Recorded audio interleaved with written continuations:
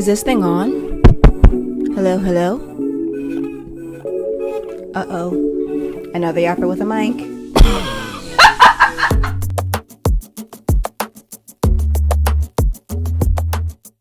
Hello, everyone, and welcome back to the Napkin in Between podcast. I am your host, Dejanay Jones.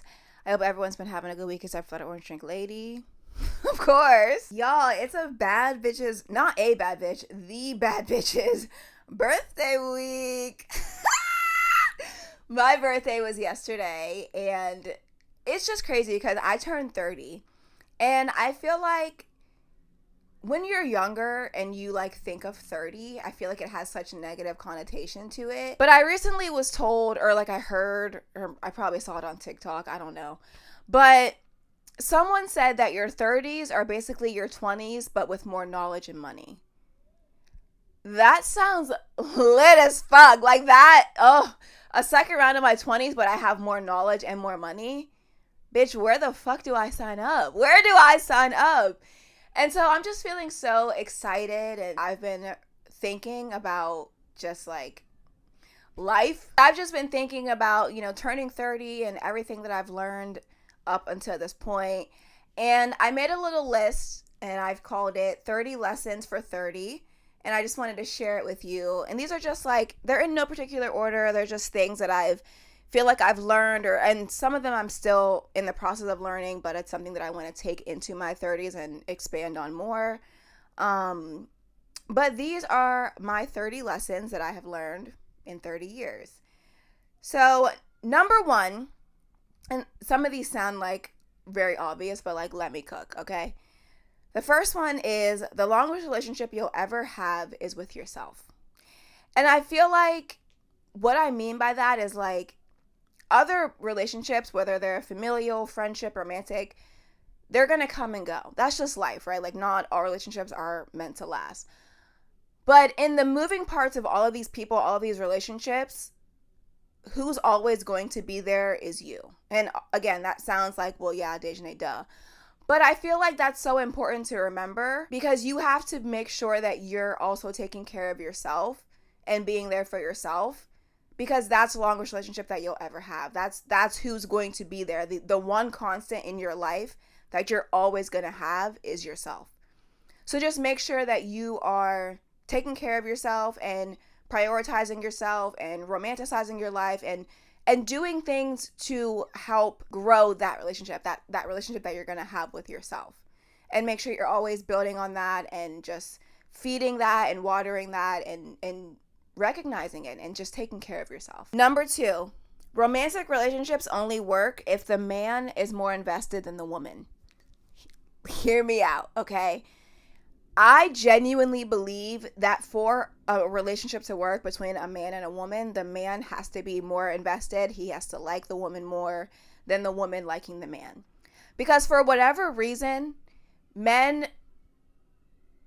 I could stop right there. For whatever reason, men, period, end of sentence. For whatever reason, when a man knows that a woman likes him more than he likes her, it's his primal instinct is to capitalize on that. And maybe it's because of the society that we live in, a patriarchy. Everything is made for the betterment and the improvement and the advancement of men. So I feel when they're in relationships with a woman and they know oh, this woman likes me more than I like her, it's in their brains, their first thought is okay, so how can I use her? How can I capitalize off of this? Whereas I feel when a man is more invested than a woman in a relationship and the woman sees that, she's oh, he's doing me good, I want to do him better. You know what I mean? It's almost like a healthy competition. You know what I mean? It's when a woman sees that a man is really putting in that effort and doing, all these things and is invested and really likes her, then she's oh, I can reciprocate that. I can do that too.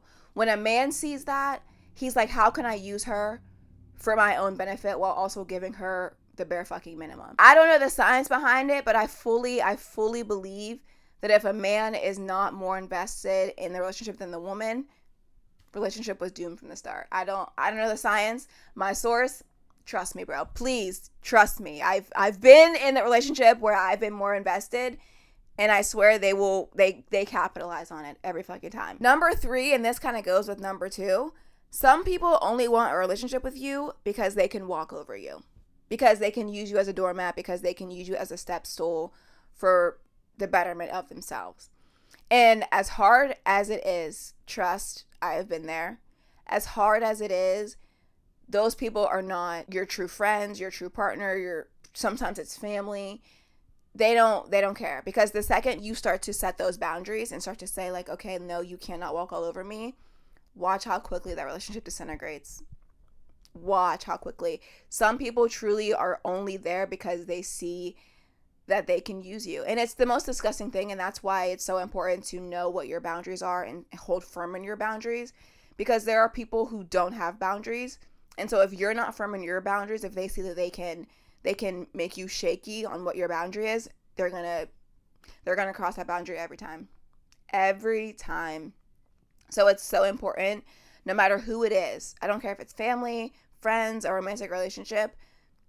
Make sure that your boundaries are your boundaries, and make sure you hold those boundaries tightly, because there are people who will, and like it's so sick, but there are people who will see your boundaries and think to themselves, I bet you I can cross that. I bet you I can make them lay that boundary by the riverside and let me do whatever I want, even though you've already told them this is my boundary. So just make sure you know deep down what your boundaries are and hold firm on them. The people who truly matter would never even think about trying to cross a boundary with you. Number 4, sometimes it's okay to shut the fuck up.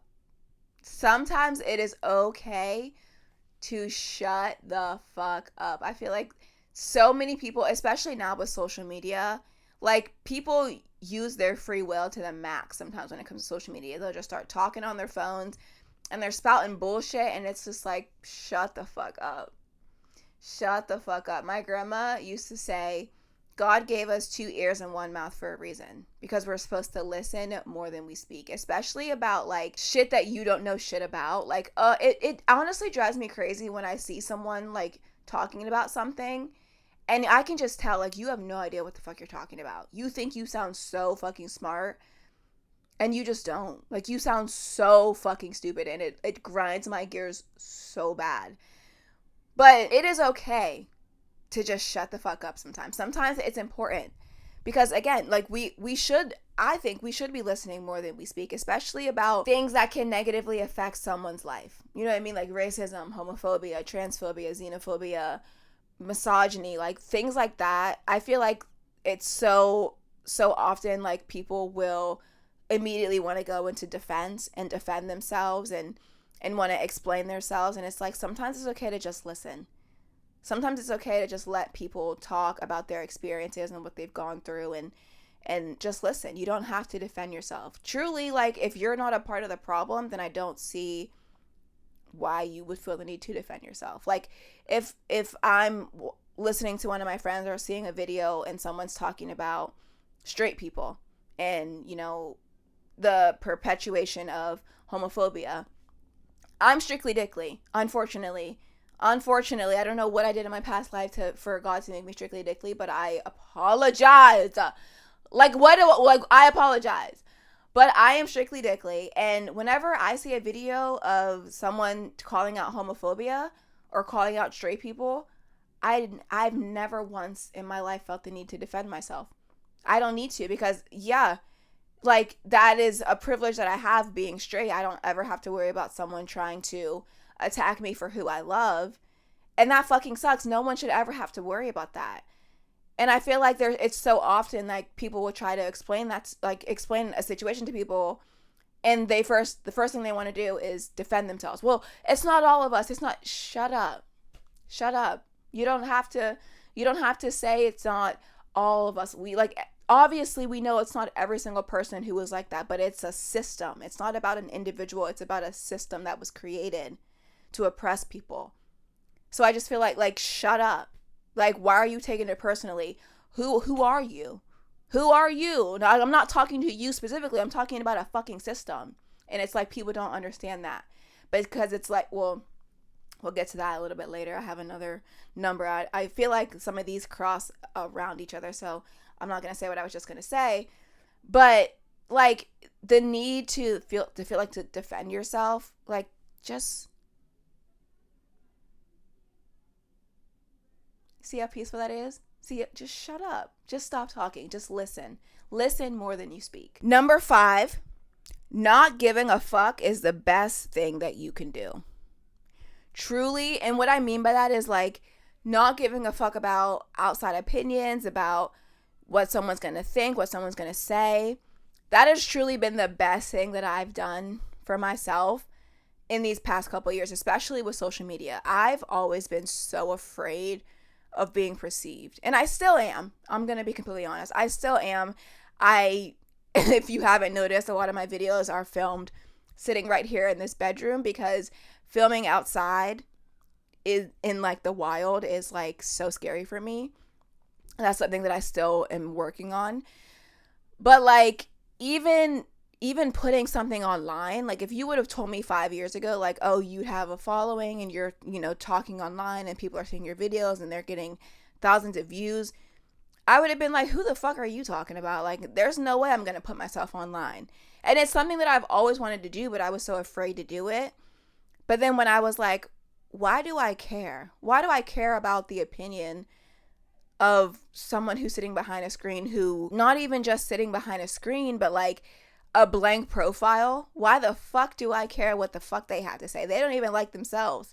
Hence the reason they're hiding. You know what I'm saying? So it's like not giving a fuck was the best thing that I could have ever done, because it just like opened so many doors for me. Like I have a podcast, which I've always wanted. Hopefully one day we can turn it into like a talk show or something else. But like, this is where I wanted to start. Like I have a following where I feel like I can talk about really important things and draw attention to really important things. And like, that's always something that I've wanted to do. And I do want to do more stuff too. Like I want to do more like daily stuff and like lifestyle content and like just like what I'm doing in a day. I haven't done that a bunch yet because, again, I'm afraid to film outside of my house.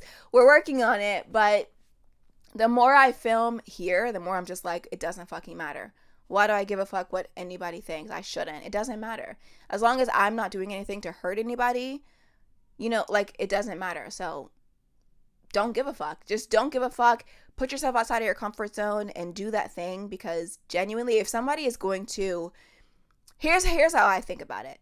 If somebody's going to say some shit to you about it, number one, they're a stranger. They're hiding behind a profile, so it doesn't fucking matter. But if it's someone who's in like your real life and you feel like they're going to judge you or say something about it, are they going to say that thing to your face? More often than not, no, right? They're not going to say it to your face. So why does it matter? If you can't say something to my face, why the fuck do I care? And even if you do say it to my face, like, am I hurting anyone? Am I doing anything to cause anybody harm? No. So why are you being a hater? Why are you being a hater? Just let me live my life. Like, just don't give a fuck about what anyone has to say. Either they're a stranger and it doesn't matter, they're not going to say it to your face, or they're just fucking hating and you don't need them in your life anyway. Number 6, everything will be okay. Maybe not today, but eventually everything will be okay. I truly believe that everything happens for a reason. And while that thing is happening, you might not understand the reason, and that's okay. It might not make sense in the moment, and that is okay. But eventually, everything is going to make sense and everything is going to be okay. And I feel like that's helped me so much in times where I was just like, I don't understand this. I don't understand why this is happening to me. I don't understand what's going on. And I would just tell myself, like, I don't understand it now. And that's okay to be confused. Like, confusion is something that really fucking bugs me. I hate feeling confused and like not knowing what's going on. And so something that I always tell myself is like, I might not understand it right now, but eventually I'm going to understand why this thing is happening. And I just find a lot of comfort in that, in knowing that like, yeah, I don't get it now, but eventually I'll get it. Maybe not today, maybe not tomorrow, but eventually everything will be okay and I will be okay and things will work out. Number 7, it could be crack. Oh, it could be crack, you guys. It could be crack. This is what I tell myself. And also I tell my mom this too sometimes. Whenever I like want to indulge on something, whether it's like a sweet treat or I want to buy myself something, and I'm like, oh, I probably shouldn't get that. Like, I shouldn't, whatever. I think to myself, like, it could be crack. Like, I could be spending my money on crack, or I could be indulging in crack, or I could indulge in this thing. And I feel like that's like, obviously that doesn't work with everything. Like there are other things that you can be addicted to, and like, we need to not do that. But it's just like a funny little thing that I tell myself when I feel like I'm being too hard on myself. You know what I mean? Like when I'm like, oh, I shouldn't do that thing or whatever. I'm like, you know what? Like, it could be crack. And I say this to Leah, my roommate, as well. It's like, sometimes she'll be like, oh, I really want a sweet treat, but I had one yesterday, and I shouldn't have a sweet treat 2 days in a row. I'm like, girl, it could be crack. Like, get your sweet treat. Treat yourself. There's nothing wrong with treating yourself and getting yourself the little things. Like, don't be so hard on yourself. Don't, because I feel like we're all going to die. So why are we not allowing ourselves small joys and small wins? You know what I mean? Like, those are important too. And again, it could be crack. And for me personally, it truly could be crack. My dad is a crackhead. Like, genuinely. I know people are like, oh my God, crackhead energy. No, my dad is a crackhead. Okay?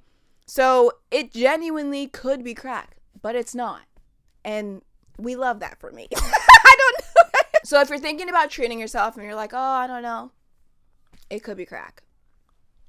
It could be crack. Number 8, never be the bigger person.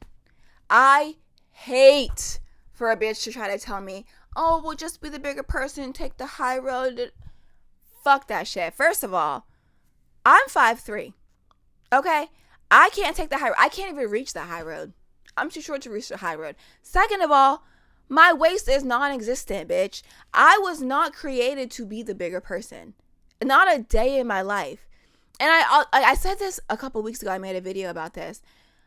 But things like that, telling people like, oh, be the bigger person. Oh, 2 wrongs don't make a right. Take the high road. I feel like those were created. That is a scheme set up by Todd. Those were created so that people can do you dirty. And then when you respond, then they can try to shame you or make you feel bad for responding the way that you did. Oh, yeah, sure, I punched you in the face, but just turn the other cheek. Bitch, I only have 2 fucking cheeks. And if you punch me in the first one, I'm not going to give you the opportunity to punch me in the second. What the fuck are we talking about? Like, that shit does not make sense to me. And it truly feels like it's just manipulation and gaslighting. For people to be like, oh, I can treat you anyway, but if you do it back to me, like, that's mean. And you shouldn't have done that. I will never be the bigger person. If you go low on booking us both a first-class ticket to Satan's wife's left labia, bitch, we are going straight to hell. VIP, okay? I could never, you'll never catch me being the bigger person. Never. Like, that's so, no. So take this entire list with a grain of salt. This is just for me. But I feel like it's important, like, to try to convince someone that if somebody does them dirty, that they should respond with kindness, or like not be justifiably upset about that and want to get their lick back. Get your lick back. Because crazy concept, they could have left you alone, but they didn't. They tried to be funny, so you go be hilarious. I said what I said. I don't care. Number 9, it'll never be perfect. That thing that you've been working on, that you're like, oh, I just need to tweak it. I just need to make these little changes. I need to perfect it. It's never going to be perfect. It is never going to be perfect. Just put it out there. And I've had to say that so much to myself too, especially with my content. Like, there's so many videos that I've put out, and then I watch it back and I'm like, oh shit. Like, I should have said this. Like, that would have made that funnier, or this would have made this point hit harder. Like, it's never going to be perfect. Even if you feel like it's perfect and you put it out, when you re-watch it back or when you re-look at it back, whatever that thing is, you're still going to be like, oh shit, like I should have done this instead. It's never going to be perfect, and that is okay, because nothing is perfect. We live in an imperfect world. There's no way for anything to be perfect. So just do that thing, put out that piece of content, put out that drawing, whatever it is. It's never going to be perfect. It's never going to be exactly the way that you want it, because we're always changing. We're always changing and evolving, and we're always thinking and like, oh, that would have been better. It's just never going to be perfect. So whatever that thing is, you're procrastinating it, put it out. Put it out, bitch. It's never going to be perfect. And the reason you are trying to make it perfect or you're procrastinating, it's not because you're lazy. I've learned this too. Procrastination isn't always just like, oh, you're lazy. Sometimes procrastination is you're putting it off because as a child you were praised for perfectionism. So now that's all you know to strive for, and you're afraid that if you start that thing, it won't end up being perfect. So you push it off. You procrastinate it because it's not going to be perfect, and you're worried that it's not going to be perfect. And you would rather not do that thing than fail while trying to do that thing. It's never going to be perfect. Put it out. It's never going to be perfect. That thing you're working on, whatever it is, and you know what I'm talking about. So don't act like you don't know what I'm talking about. Don't turn the episode off. Don't try to tune me out. Turn the volume up. I see you. Turn the volume up. It's never going to be perfect. Okay? And that is okay because nothing is perfect. Just put it out and move on about your day. Put it out. You holding it back, you hiding that creativity that you have, what's that doing for you? What's that doing for the world? You have an idea, you have a thing that you want to put out, but you won't do it because it's not perfect. It's never going to be perfect. Put it out. Number 10, expectation leads to disappointment. Especially when you expect people to treat you how you treated them, when you expect you from other people. I'm going to hold your hand, no napkin in between when I say this. It's going to lead to disappointment every single time. Obviously it's easier said than done, but going into a situation and already like writing it in your head, that's a form of anxiety too. It's like you're trying to script something in your head. I do it too. But going into something with that script already prepared and thinking that this is the script that's going to happen, you're going to be disappointed every time. Every time. So as much as you can with a situation that you don't know what to expect, don't go into it with expectations. Go into it with a clear mind. See it for what it is. See it for what it is and process what it is and do with that information what you feel like you need to do. But like going into something with an expectation of how it's going to turn out, you're going to be disappointed every time. No expectations. No expectations. Number 11, and this one kind of ties into number 10, stop giving people the benefit of the doubt and give them the benefit of the reality. I feel like all the time I hear people saying like, oh, well, let me just give them the benefit of the doubt. Let me give them the benefit of the doubt. No. How about we don't give people the benefit of the doubt? Hear me out. Let me cook. I feel like it's more important for yourself as well to give people the benefit of the reality because we have to live in reality. You know what I mean? So if there's like a situation and you're like, oh, well, let me play devil's advocate. Let me give them benefit of the doubt. How does that help the reality of the situation? You know what I mean? Like the reality is what you're seeing is what it is. So giving someone the benefit of the doubt, especially when they haven't earned it. You know what I mean? Like I'm not saying that you can't give people grace or give people room, but I'm saying like don't allow that grace and room to override the reality of the situation. Like if somebody is doing you terribly, don't just keep giving them the benefit of the doubt. Give them the benefit of the reality. Give yourself the benefit of the reality too. Like see things for what they are.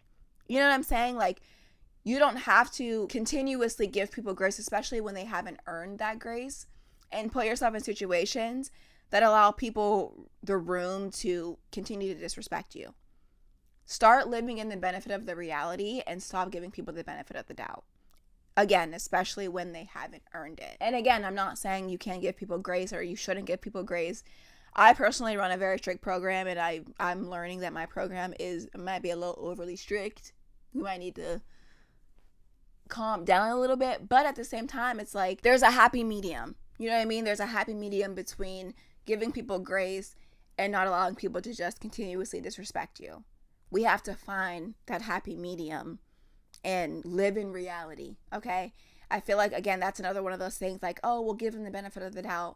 I feel like that's also another one of those things where it's like, it feels like gaslighty, manipulating a little bit of like, oh yeah, this person did you dirty, but give them the benefit of the doubt. Like maybe they had this going on. Like, no, give them the benefit of the reality. If somebody is doing you dirty over and over and over, let them go, whoever it is. And again, it's easier said than done. I get that.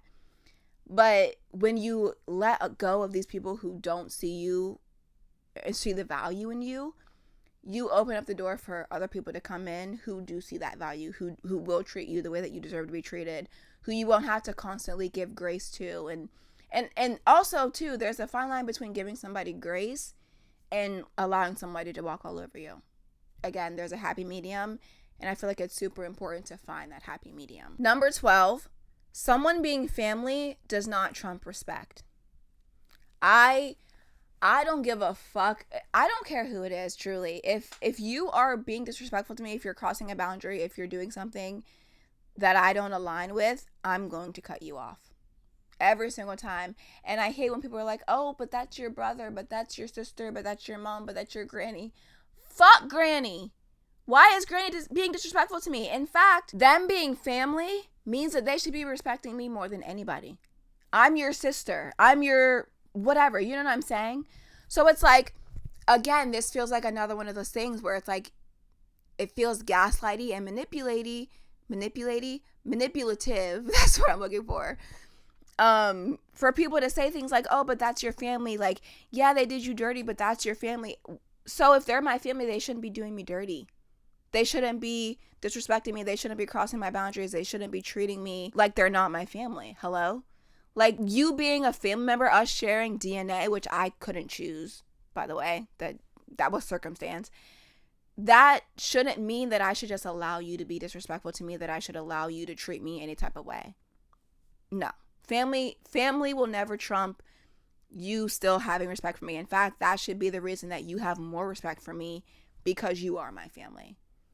Don't fall for that bullshit. I hate that shit. Oh, but that's your whatever. I don't give a fuck. Anybody can get cut off. It does not matter. I do not care. Number 13, baby steps are still steps. I love small wins. Honestly, sometimes small wins feel more important to me than big wins, because it's like, I feel like a win, the way that I like conceptualize it, or like something that I'm working towards, I feel like it's like a puzzle.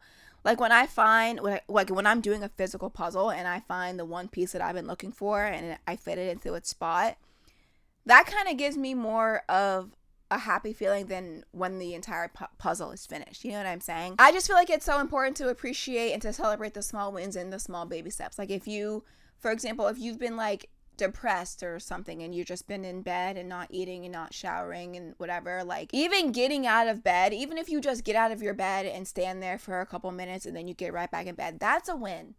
That's a win. That the fact that you could even push yourself out of the bed, that's a win that needs to be celebrated, because it'll go from just pushing yourself out of the bed to maybe walking around your room, picking up some stuff, taking a shower. Like, you just know what I'm saying? So it's like those small steps, we can't get to the big steps without the small steps. Those are crucial. They're very, very important.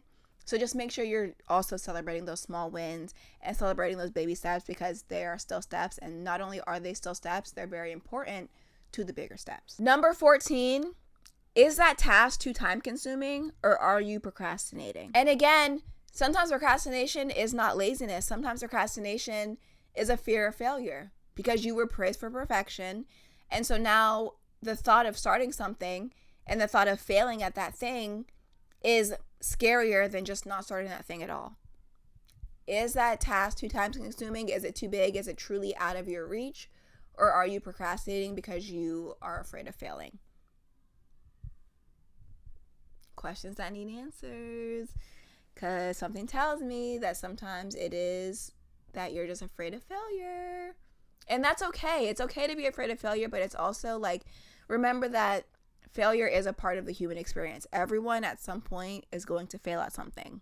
And I feel like the word failure has such a negative connotation to it, but it's like, if you fail at something, that doesn't mean that your life's over, that you can't try that thing again. You can absolutely try that thing again. And trial and error, you know what I mean? Like, maybe this one thing that you did, it failed. How can we rework it? How can we change it so that maybe the next time you won't fail? It's okay to fail. Failure doesn't mean that you're just like, your life is over, you can never try that thing again. It just means it didn't work that way, and that's okay. Let's try it a different way. You know what I mean? Stop procrastinating that thing. I don't know who's watching this today, But like, it's just in my gut that I need to tell you to stop procrastinating that thing. It's okay to fail. Even if you do fail, it is okay. And who knows that you even will fail. It might be the best thing that you've ever done. Stop procrastinating that thing, bitch. I don't know who the fuck I'm talking to, but you know. Stop procrastinating that thing. Just do it. Nike. You know what I'm saying? Number 15. It's okay to ask for help. It is.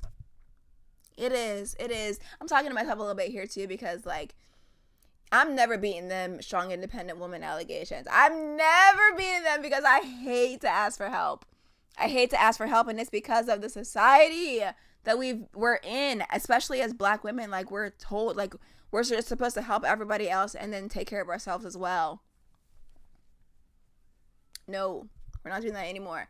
It's okay to ask for help. It's okay to say, I don't know what I'm doing. I need help. Because again, that is a universal human experience. Everyone at some point in their life has had to ask for help. It is okay to ask for help. And it's honestly a sign of strength to say like, hey, I want to do this thing, but I don't know how. I need someone to help me. That is okay. It's okay to ask for help. Number 16, listen to understand, not to respond. I feel like this kind of goes with an earlier point that I had made. But I feel like a lot of the times when people are listening to something, they're not really listening to absorb what is being said. They're listening so that they can respond to what is being said. Let's not do that.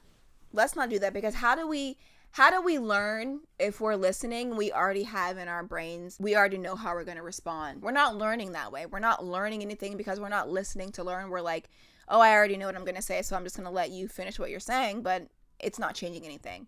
That's such a terrible way to live. Like, change is necessary. Change is important. And allowing yourself to be able to listen in order to change, in order to understand, that is so important. It's more important to listen and learn than to listen and be right. Because most of the time, I'm not going to hold y'all, when y'all be listening to respond, you're loud and fucking wrong. You thinking you're right doesn't make you right. You know what I'm saying? So it's like, let's try to listen to understand, to learn, rather than listening to respond. Number 17, give yourself everything you're giving to others. And I feel like this kind of applies to the first point that I made of the longest relationship you ever have will be with yourself. So you have to make sure you're pouring into yourself and giving yourself the grace and the understanding and the love and everything that you want to give to other people, because you can't pour from an empty cup. You know what I'm saying? So it's like, if you don't have that stuff already in you, that love and that grace and that respect for yourself, you're not even really truly giving it to other people, if we're being honest. Like, that's why I feel like it's so easy when you're struggling with your own self-love and when you're struggling with giving yourself the things that you're giving to other people. It's so easy for people to walk all over you because, like, you don't have those things for yourself. So you're not really giving them to other people. You're just giving other people room to kind of use you. You know what I'm saying? So it's like, just make sure that, again, the longest relationship that you'll ever have is with yourself. So make sure you're taking care of yourself and giving yourself everything that you try so hard to give everybody else. Number 18, self-awareness is more than just understanding or recognizing your flaws. If you're saying to yourself, oh yeah, I'm super self-aware, I know that this is one thing that I need to work on, I need to work on this thing, I need to work on this thing, that's not being self-aware, that's more being self-critical. You're being your own biggest bully.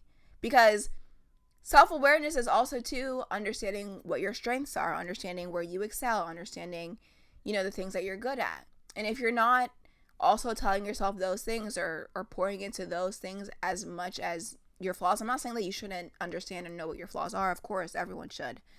But if you only ever talk about what your flaws are, that's not self-awareness, babe. That's you being self-critical. And we got to stop doing that. We have to stop being our own biggest bullies and affirm ourselves as well. Like, yes, you can know what your flaws are. Again, that's important. But also know what you're good at and affirm those things in yourself. If you're only ever highlighting what you're doing wrong, you're just being a bully to yourself. Stop doing that. Number 19, rest is just as important as work. We are not machines. Okay, we are not built, and even machines are not built. If you use a machine too much, that shit is going to overheat and not work. We are not meant to just be work, work, work, work, work. Rest is super important. Super important. Dare I say more important than working, because if you are not fully charged, you're not going to work to your ability, to your full potential. You know what I mean? So just make sure you're also prioritizing downtime and rest, and especially Black women, rest. You do not have to be everything. Not even that you don't have to be. You physically cannot be everything to everyone all the time. It is important to take time for yourself, to rest, to recharge, to regulate your emotions, to do all of that so that you can be the best, not only for other people, but for yourself as well. Rest. Super, super important. Make sure you're resting more than you're working, because it's super important. And I know we don't do that enough. So make sure you're getting the rest that you need. Number 20, some people are brutally honest and some people mask brutality as honesty. Make sure you know the difference. Super important to know the difference, because there are people who will just be so fucking rude to you and like say the craziest shit and then follow it up with, well, I'm just being honest. No, you're just being a bitch, and you're trying to mask that as honesty.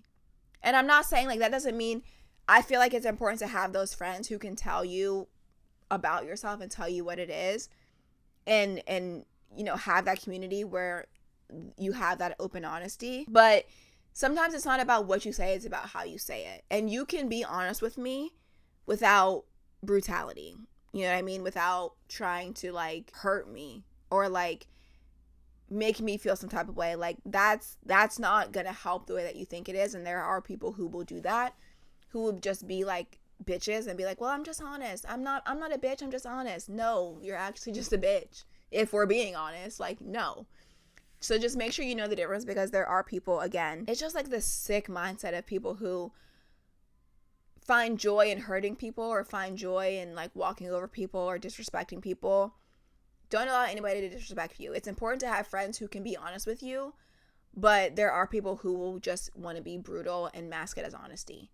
Make sure you know the difference. Number 21, male-centered women are not your friends.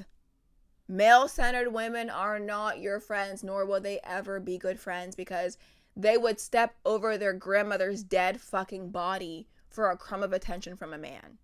And not only are they not your friends, they will put you in dangerous situations for the attention of a man. Even if you see a crumb of male-centeredness in a woman, walk away. And I get it. Like, I've been friends with male-centered women, and it's like you want to save them, right? After you unpack your own internalized misogyny, if you have that, it's like you want to save them, because you're like, oh my God, like, I see this path you're going down, I've done it, and I don't want you to do that. Unless they want to change it themselves, they're not going to change it. They're always going to want that validation of a man, and they're never going to be a real friend for you, because the second they get into a relationship with a man, you're on the back burner. You're not even on the back burner. You're not on the grill at all. You're not marinated. You're not seasoned. You're probably still at the store, not even bought. You know what I'm saying? And then once that relationship ends, here they come back. They want to link up. They want to talk. They want to... Don't allow it, because the second they get into another relationship, vicious cycle is going to continue.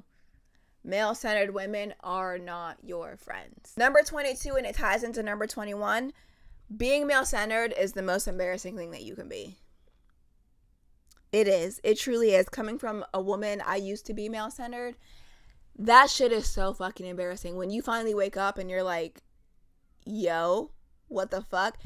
That shit is so fucking embarrassing. And I feel like that's why, as like an ex-male-centered woman, like, I've had friendships, I say in quotes, with women who are male-centered, and I've always just wanted to save them. And because it's just like, once you're out of it and you see it,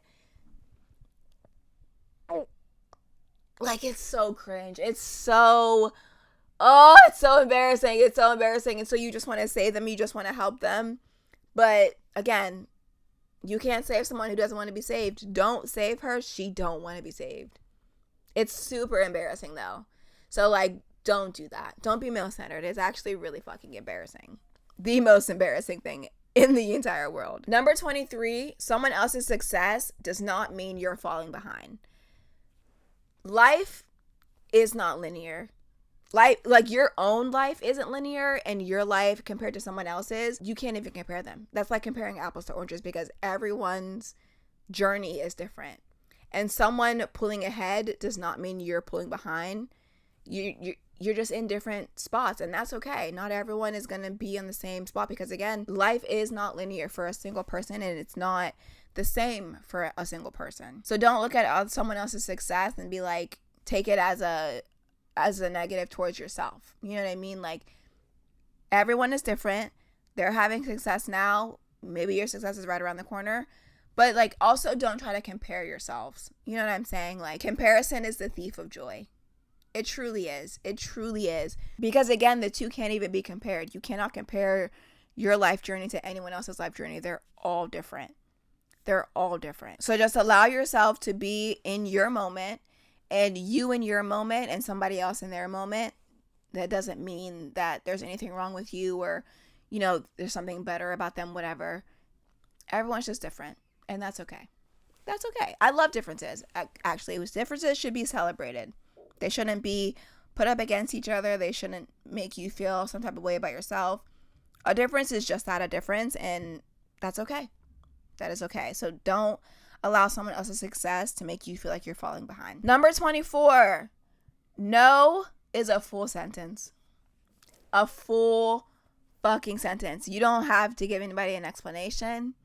You don't have to do it. Like, if your answer is no, then that's your answer, and that's it, and that is okay. To my people pleasers, me, I was the biggest people pleaser.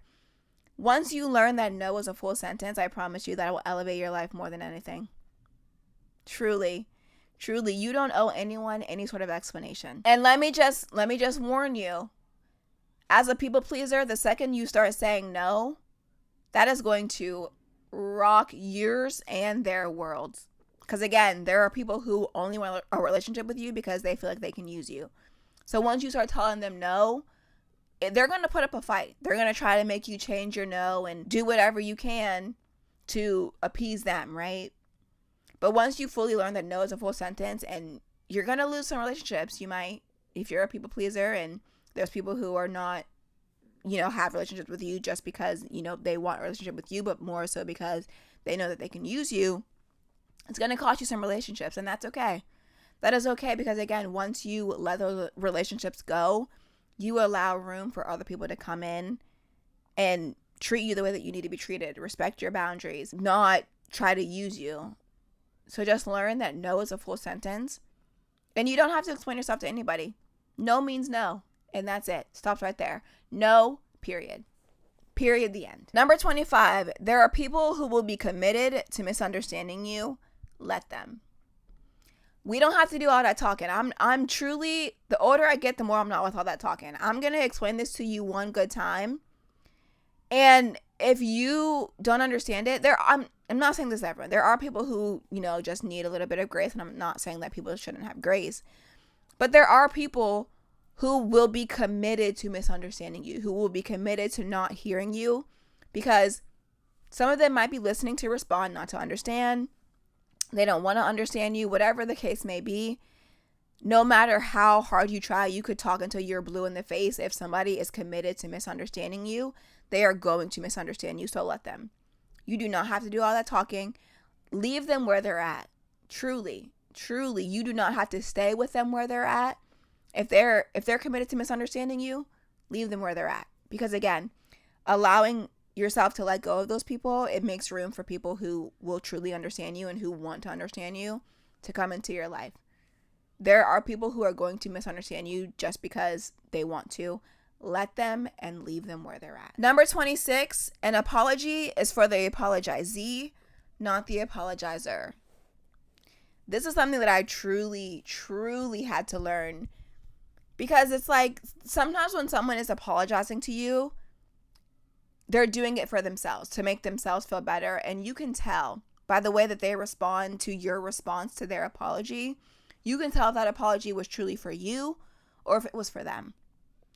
And an apology is always for the person who was on the receiving end of the apology, right? So if you feel like you don't want to accept the apology or whatever, That is your right. That is okay.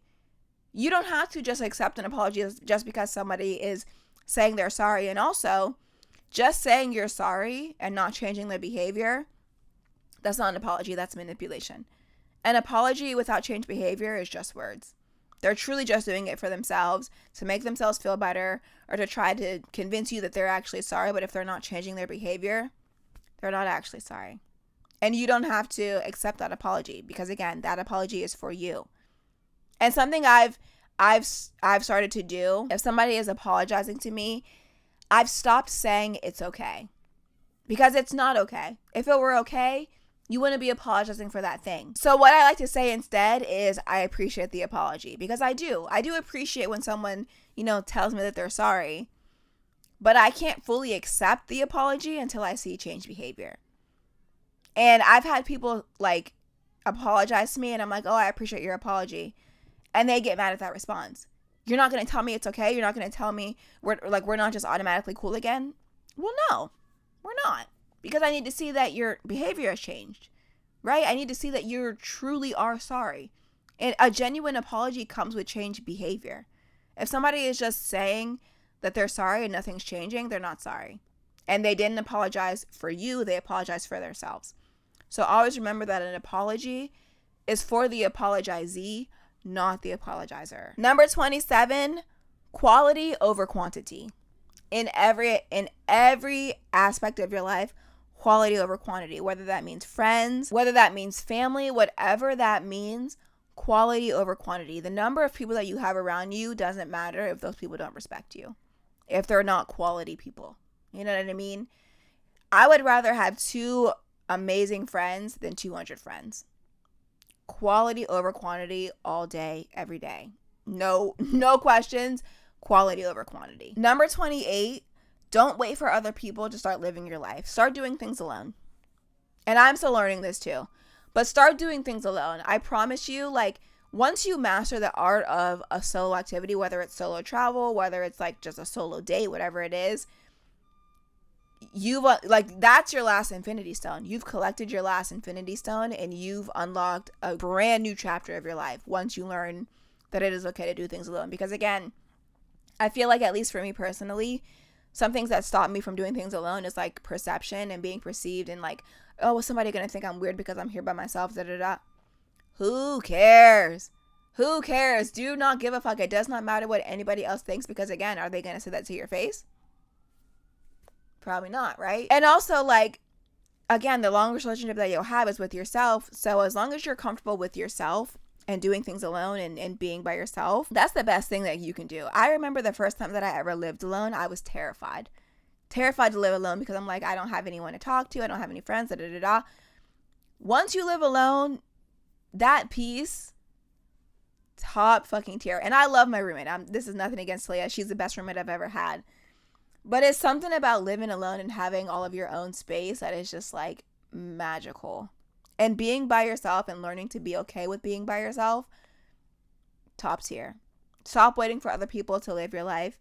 Go do that thing that you've been wanting to do. Number 29, people don't change unless they want to. This kind of goes along with the earlier point of male-centered men. Male-centered men. Honestly, a lot of men are also very male-centered. They do things for the homies. That's a conversation for another day.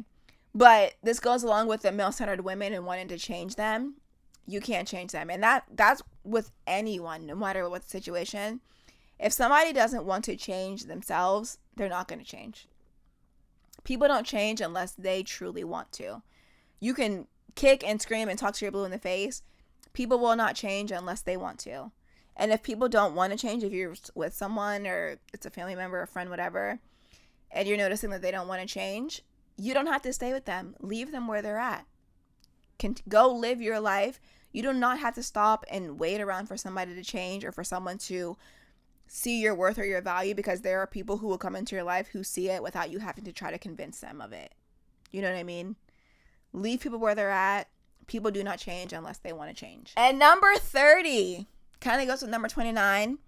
Healing has to come from inside. It has to come from you, not from anybody else.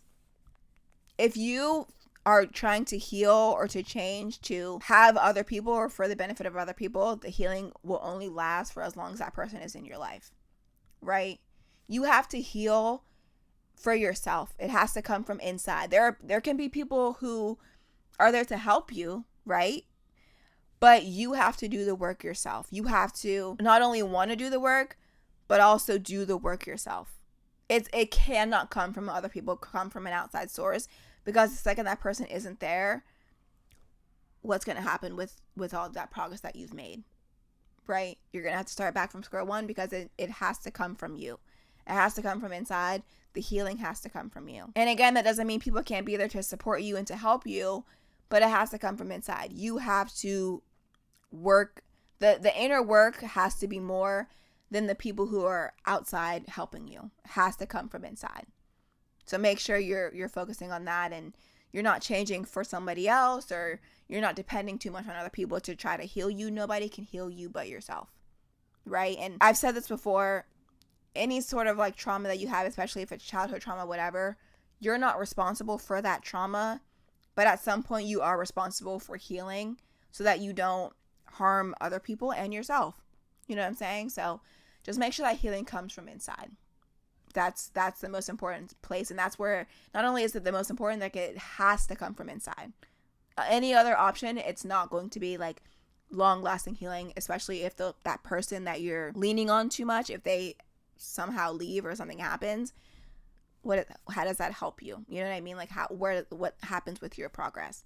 So just make sure your healing comes from inside. And those are my 30 lessons for 30 years. There's so many more, of course. Like even the one on my list where I was talking about like nothing will be perfect. When I was making this list, I was like, oh, there has to be something else. I'm missing something. Should I add this one? Should I keep this one off?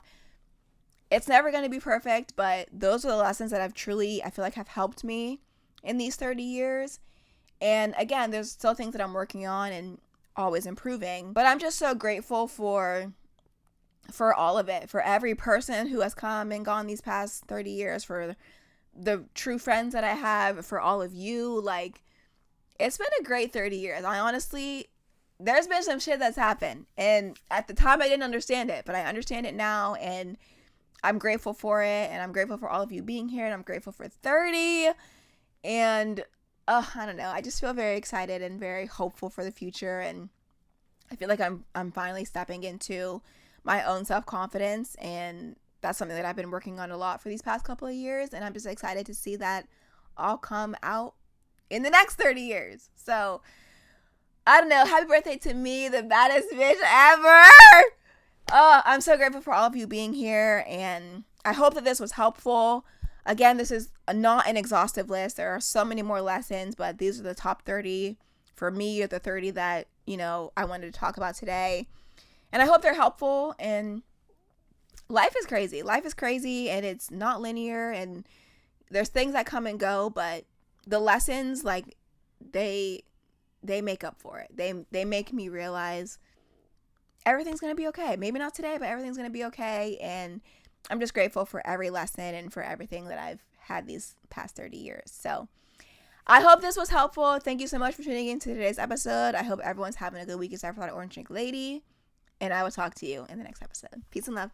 Talk to you later. The Napkin in Between, hosted by Dejanay Jones, produced by Dejanay Jones, post-production by Dejanay Jones, music by Sam Champagne, and graphics by Isma Vidal. Don't forget to like and subscribe. See you next episode.